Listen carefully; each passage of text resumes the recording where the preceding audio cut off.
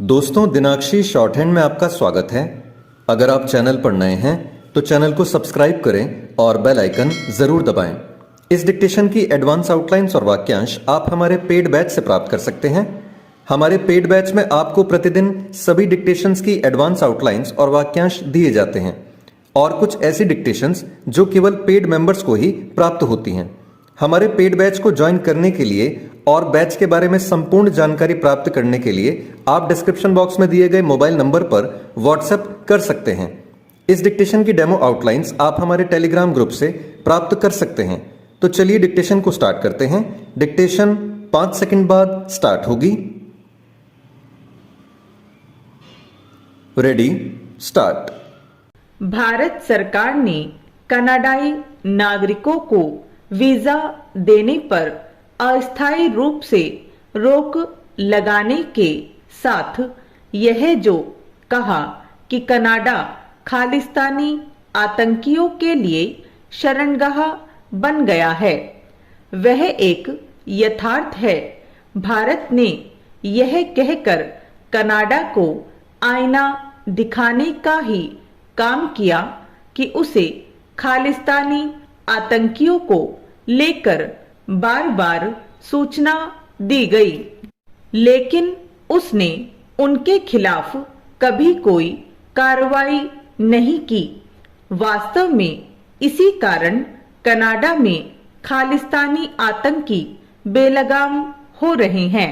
वे हिंदू मंदिरों को निशाना बनाते हैं और भारतीय राजनयिकों को मारने की खुलेआम धमकियां देते हैं, लेकिन कनाडा सरकार कुछ नहीं करती।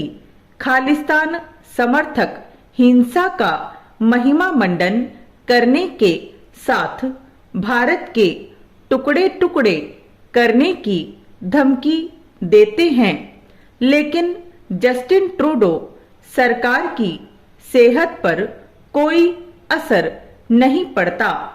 प्रधानमंत्री जस्टिन ट्रूडो इन सब हरकतों को जिस बेशर्मी से अभिव्यक्ति की आजादी करार देते हैं, उससे यही पता चलता है कि वह वोट बैंक के लालच में खालिस्तानी तत्वों के समक्ष नतमस्तक हैं।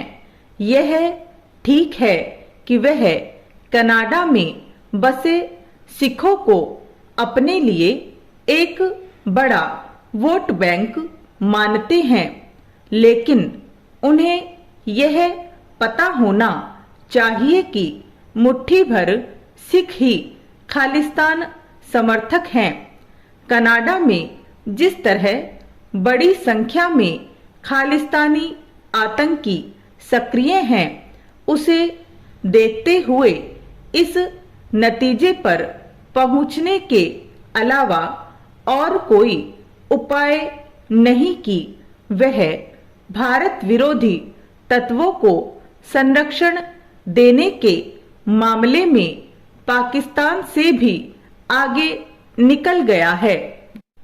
कनाडा में खालिस्तानी आतंकियों के साथ भारत से भागे कई गैंगस्टरों को भी पनाह मिली हुई है।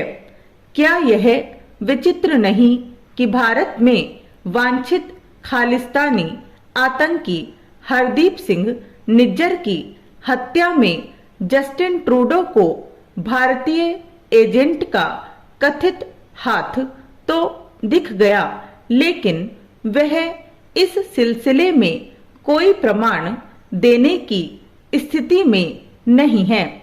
बिना प्रमाण उन्होंने भारत पर अनर्गल आरोप लगाकर अपने यहाँ के खालिस्तानियों को भले ही खुश कर दिया हो, लेकिन खुद अपनी फजीहत करा बैठे हैं।